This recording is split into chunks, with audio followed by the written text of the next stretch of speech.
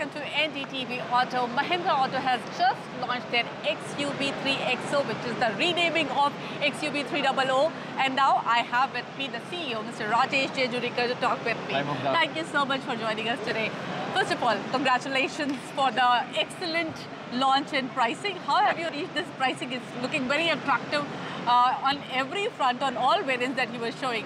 It's a lot more competitive than the competitors. Mugdha, firstly, thanks for being with us in Nashik today. We really appreciate you being here on this very, very important milestone day for us. We wanted to do this launch in our plant because really that's where we're making this vehicle, and we thought that's the best place to get this out there. We wanted to create a disruption in this segment, and the first part of creating the disruption was to make sure we get the right product which scores on attributes most important to customer. This is an SUV, so the SUV stance, the seating height, the angle at which you view the road. So the whole everything around the SUV stance, the safety, the roominess, the power. I think all of these were really important to pack together. Very good quality of ride, and you've seen a lot of detail around that. But really, pricing is a very important part of helping to create category disruption. And we've created a starting entry price of 7.49 lakhs because we believe that there are many customers who want the right SUV as an entry level to move up from either hatch or make it their first product. So this MX-1, as we call it, is to enable that. As we move through the next level of opportunity to create a market, we believe that a gasoline automatic at a price less than 10 lakhs is again an opportunity to create a segment. There are many customers who want to buy an automatic, but it's not affordable. So 9.99 lakh, we said, should be a price at which customers should be able to afford a really good product with an automatic transmission. Yeah. And we have that on our gasoline turbocharged. Interestingly, at the upper end, we're looking at segment creation. And I'm sure you know many people, and I definitely do as we interact with customers, who want a fully tech-packed product, all the features, but either because the lady in the house wants a compact product or older parents want a compact product they can drive around. They're not buying for space. Yeah. I mean, they're not buying for size, they're buying for either space or comfort.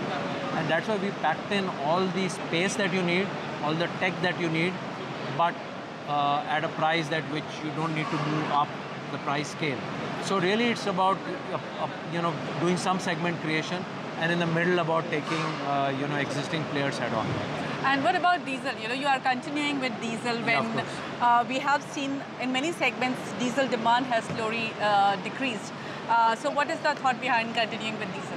So in this, in many of our other SUV products, diesel still continues to be 65–70% of our sales, and doing very well. We haven't seen any decline in diesel in those segments, so we have very good gasoline product. In this particular segment, which is compact SUVs on monocoque, it is a gasoline dominated segment. So 65% of the category is gasoline, which is why today we focus more of our attention on gasoline. Of course, we have diesel on all the products in this segment, and that's priced well too. Okay, now, you have packed it with features. There are so many. This is the first product in this segment to get ADAS. Now, first of all, my question is, what are your aspirations with the XUV3XO? Where do you want to reach?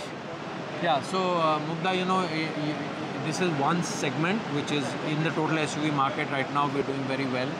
We are number 1 by revenue market share, number 2 by volumes. But there is one segment which is out of the 25 lakh total SUV market of last year. This segment is about 6 lakhs, so about 25% of the total. In this sub-segment, we are not leaders, or we are not close to being leader. We want to be number 1, number 2 in this segment, and that's really why the 3XO name, which is about creating a multiplier effect. Oh, interesting. So you're targeting the leadership position in the compact SUV segment. Now let's talk about features. Do you think this segment has changed? Like it used to be a entry-level SUV segment, and do you think the customer has changed and prefers lots of features and over maybe its pricing?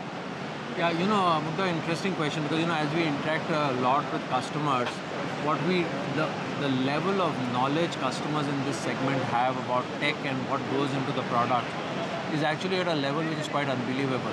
Customers, and I'm sure they've been, researching you because you put out a lot of comparative charts, but customers are really aware and know what they want. The thing is, can we give it to them at a price at which they can afford and at which they can make the shift? And that's really what we're trying to do.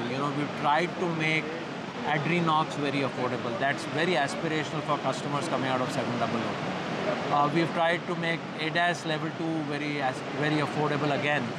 So many of the technology features, we've got a Harman Kardon audio system at the high end, Pano sunroof. So, things which customers aspire for, which are at higher segment offerings right now, we've tried to bring them and make them more accessible to this category of customers. Customers aspire for them and want them. The question is, can we give them at prices at which they can afford to buy into? Let's talk a little bit about macro.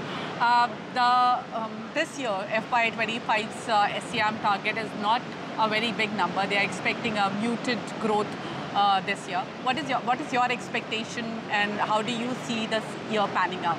We've said we expect our SUV segment to grow at about the mid-teens, which will be higher than the industry. Definitely much higher. Also, all the supply issues, while we saw the semiconductor crisis almost over now, but do you see this Red Sea disturbance causing any type of supply disruption? Not really. Not really. Now, what is your backlog situation? Because we did read some of the waiting period has reduced. What is the backlog situation in product, and how do you see that going on? Mugdha, so unfortunately, we're doing this in what is technically called a silent period, so we can't give you any new information. The current situation on open bookings we'll talk about on the day of the media and analyst meet after our results. That being said, we have said that we do want to bring down bookings and bring down waiting periods, because that's what customers expect. So, as we ramp up, and we've been ramping up our supplies, we do want to bring down our waiting periods because that's the way we'll attract more customers. One more question. In March we saw several big discounts coming in. Do you think discounts are going to be the reality this year? I can't again comment on that at this time, given that it will be a guidance comment on F25. All right, I understand. Thank you so much. Thanks a lot. Pleasure being with you. Thank you.